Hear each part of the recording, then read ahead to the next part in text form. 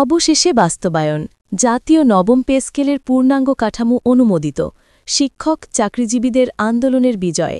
আসসালামু আলাইকুম প্রিয় দর্শকবৃন্দ, আজকের এই বিশেষ প্রতিবেদন হতে যাচ্ছে এক কথায় ইতিহাসের এক নতুন অধ্যায়। কারণ আজ সরকারিভাবে কার্যকর হল জাতীয় নবম পে স্কেল, যা নিয়ে গত কয়েক মাস ধরে টানাপোড়েন, আন্দোলন, আলোচনা আর দাবিতে উত্তাল ছিল সারা দেশ।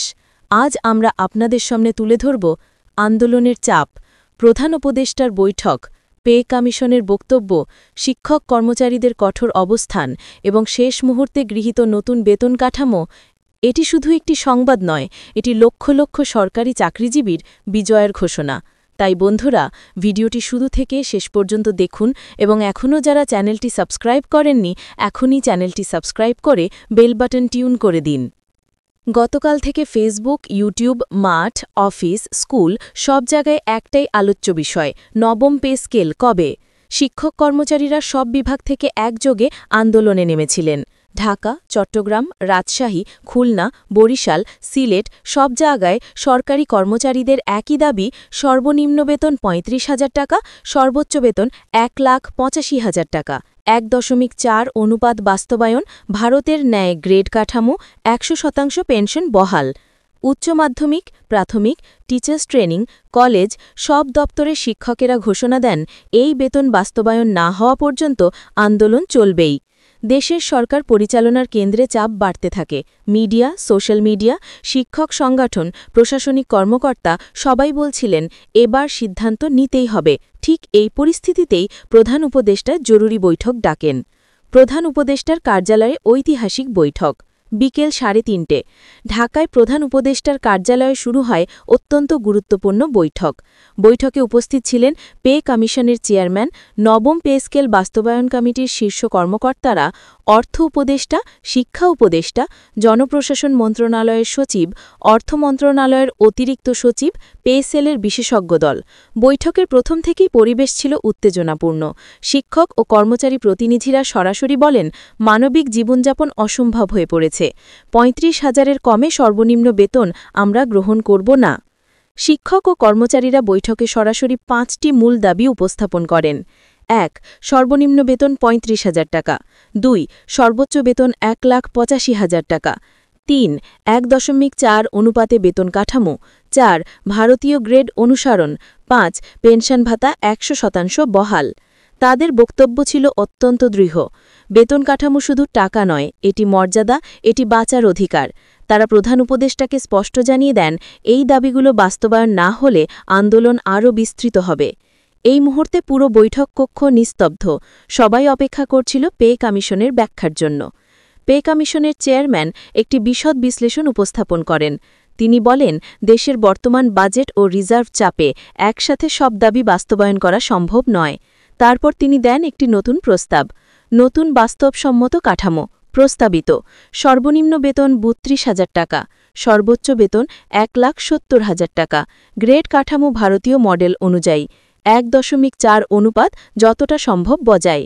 ১০০% পেনশন সুবিধা বহাল। পে কমিশন জানায়, যদি অর্থ মন্ত্রণালয় অতিরিক্ত বরাদ্দ দেয় তাহলে আপগ্রেড সম্ভব, কিন্তু বর্তমান পরিস্থিতিতে ৩৫.১.৮৫ কাঠামো বাস্তবায়ন কঠিন। তার বক্তব্য শোনার পর শিক্ষক প্রতিনিধিদের মুখে উদ্বেগের ছাপ দেখা যায়। শিক্ষক কর্মচারীরা আবারও দৃঢ়স্বরে বলেন, ৩২,০০০ অনেক কম। মুদ্রাস্ফীতি, বাজার দর, জীবনযাত্রা সব বিবেচনায় এটি যথেষ্ট নয়। তাদের দাবি ৩৫,০০০-ই সর্বনিম্ন মর্যাদা। উচ্চতর স্কেলে প্রমোশন সহজ হতে হবে, ইনক্রিমেন্ট উন্নত করতে হবে। আলোচনা আবারও উত্তপ্ত হয়ে ওঠে। প্রধান উপদেষ্টা মাঝখানে হস্তক্ষেপ করেন। তিনি শিক্ষক ও কর্মকর্তা উভয় পক্ষের প্রতিনিধি নিয়ে আলাদা বৈঠক ডাকেন। বৈঠকে প্রধান উপদেষ্টার বক্তব্য, আপনাদের দাবি যুক্তিসঙ্গত, কিন্তু দেশের আর্থিক সীমাবদ্ধতা আমাকে বিবেচনা করতে হবে।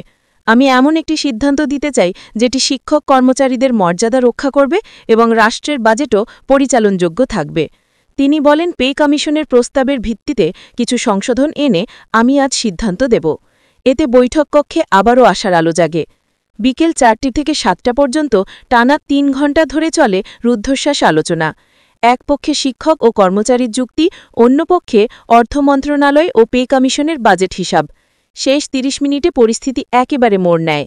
উভয়পক্ষ সমঝোতার পথে এগিয়ে আসে। শিক্ষকেরা বলেন, দেশের পরিস্থিতি বুঝে আমরা আপোস করতে প্রস্তুত, তবে ন্যূনতম আবাসন, ইনক্রিমেন্ট, ভাতা সবকিছু মিলিয়ে যেন সম্মান ঠিক থাকে। অর্থ উপদেষ্টা বলেন, ৩২,০০০-এর কাঠামো বাস্তবায়নযোগ্য, আমরা ক্রমান্বয়ে গ্রেড উন্নয়নের ব্যবস্থা করব। এই আলোচনার মধ্যেই প্রধান উপদেষ্টা চূড়ান্ত সিদ্ধান্তের খসড়া হাতে নেন। রাত ৭টা ১৫ প্রধান উপদেষ্টা আনুষ্ঠানিকভাবে ঘোষণা দেন, আজ থেকেই জাতীয় নবম পে স্কেল বাস্তবায়ন করা হল। ঘোষণায় উল্লেখ্য মূল কাঠামো, বাস্তবায়িত নবম পে স্কেলের মূল পয়েন্ট: সর্বনিম্ন বেতন ৩২,০০০ টাকা, সর্বোচ্চ বেতন ১,৭০,০০০ টাকা। গ্রেড ব্যবস্থা ভারতীয় কাঠামোর অনুসরণে। ইনক্রিমেন্ট ও ভাতায় ধাপে ধাপে বৃদ্ধি।